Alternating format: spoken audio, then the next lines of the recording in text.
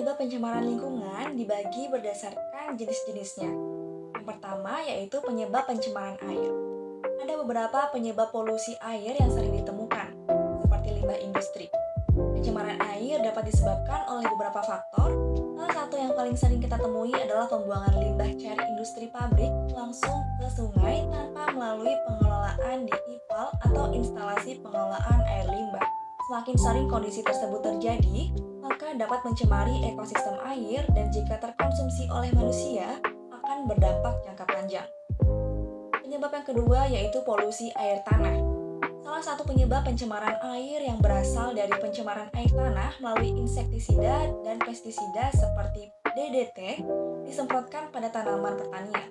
Meskipun terbilang wajar bagi kita, aktivitas ini dapat mencemari sistem air tanah karena pestisida dan insektisida yang terus dipakai akan terserap ke dalam air tanah dan larut bersamanya.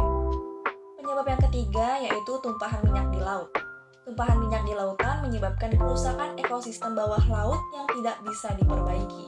Hal ini dapat terjadi karena sebuah kecelakaan kapal besar, kapal tangkar minyak, atau bocornya pipa minyak. Penyebab yang keempat yaitu eutrofikasi. Eutrofikasi atau pencemaran lingkungan yang terjadi karena aktivitas sehari-hari seperti mencuci pakaian dengan deterjen, mencuci peralatan di dekat badan air seperti danau atau sungai, dan lain sebagainya. Deterjen yang masuk ke dalam air dapat menghalangi masuknya sinar matahari ke dalam air sehingga mengurangi kadar oksigen di air untuk keberlangsungan ekosistem bawah air. Apabila zat-zat tersebut terbawa ke muara sungai dan berakhir di hutan mangrove, maka akan mengancam keberlangsungan karbon biru di pesisir. Selanjutnya, penyebab pencemaran tanah. Beberapa penyebab polusi tanah yang sering ditemukan yaitu limbah industri. Pembuangan limbah industri yang mengandung bahan kimia berbahaya seperti logam berat, pestisida, dan bahan kimia beracun lainnya dapat mencemari tanah. Penyebab kedua yaitu limbah domestik. Pembuangan limbah domestik seperti limbah rumah tangga dan limbah cair dari instalasi sanitasi yang tidak terkelola dengan baik dapat mencemari tanah dengan bahan organik atau mikroba patogen. Penyebab yang ketiga yaitu limbah pertanian.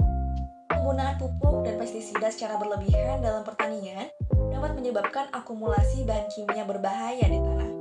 Penyebab yang keempat yaitu pembuangan sampah. Pembuangan sampah secara tidak teratur atau pembuangan limbah padat seperti plastik dan logam dapat mencemari tanah. Penyebab yang kelima yaitu kegiatan pertambangan. Kegiatan pertambangan yang tidak terkendali dapat mencemari tanah dengan limbah berbahaya seperti limbah tambang dan tailing. Penyebab yang keenam yaitu bencana alam. Bencana alam seperti banjir, longsor, dan erupsi vulkanik juga dapat mencemari tanah dengan limbah dan material berbahaya. Selanjutnya ada penyebab pencemaran udara.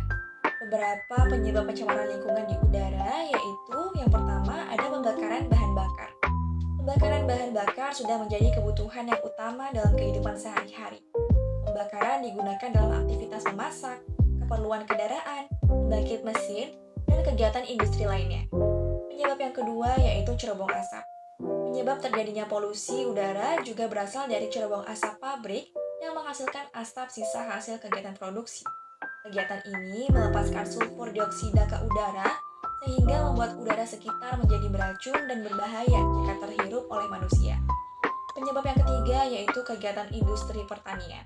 Penggunaan pupuk untuk keperluan pertanian menjadi penyumbang utama dari polusi udara dalam bentuk partikulat halus.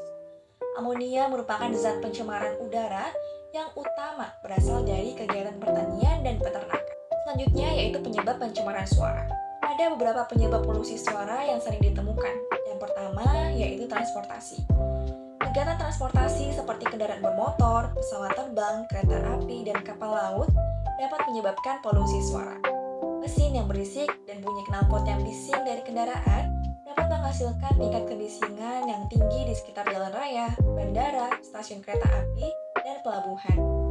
Penyebab yang kedua yaitu industri. Aktivitas industri yang melibatkan mesin-mesin berat, proses produksi yang berisik, dan peralatan industri lainnya dapat menyebabkan polusi suara di sekitar area industri. Penyebab yang ketiga yaitu konstruksi. Proyek konstruksi seperti pembangunan gedung, jalan, jembatan, dan infrastruktur lainnya seringkali melibatkan penggunaan alat berat dan mesin konstruksi yang menghasilkan suara bising. Penyebab yang keempat yaitu kegiatan komersial. Kegiatan komersial komersial seperti konser musik, festival, dan acara olahraga yang besar juga dapat menyebabkan polusi suara karena penggunaan peralatan audio yang kuat. Penyebab yang kelima yaitu kehidupan kota. Kehidupan kota yang padat dan beragam termasuk kebisingan dari tempat hiburan, restoran, toko, dan tempat-tempat umum lainnya juga dapat menjadi penyebab polusi suara. Selanjutnya yaitu penyebab pencemaran cahaya. Ada beberapa penyebab polusi cahaya yang sering ditemukan. Yang pertama yaitu lampu jalan dan penerangan umum.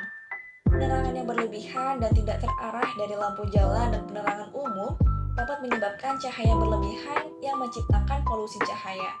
Yang kedua, bangunan dan perumahan. Penerangan yang berlebihan di bangunan dan perumahan, terutama yang menggunakan lampu terang dan bersinar ke atas, dapat menyebabkan cahaya berlebihan yang menciptakan polusi cahaya. Yang ketiga, reklame dan iklan.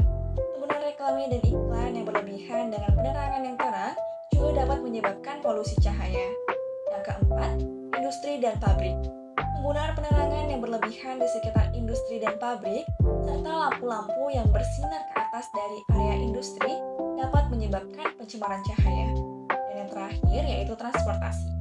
Lampu-lampu kendaraan bermotor, terutama lampu-lampu besar pada kendaraan besar seperti truk dan bus, juga berkontribusi terhadap pencemaran cahaya, terutama di area perkotaan yang padat lalu lintas.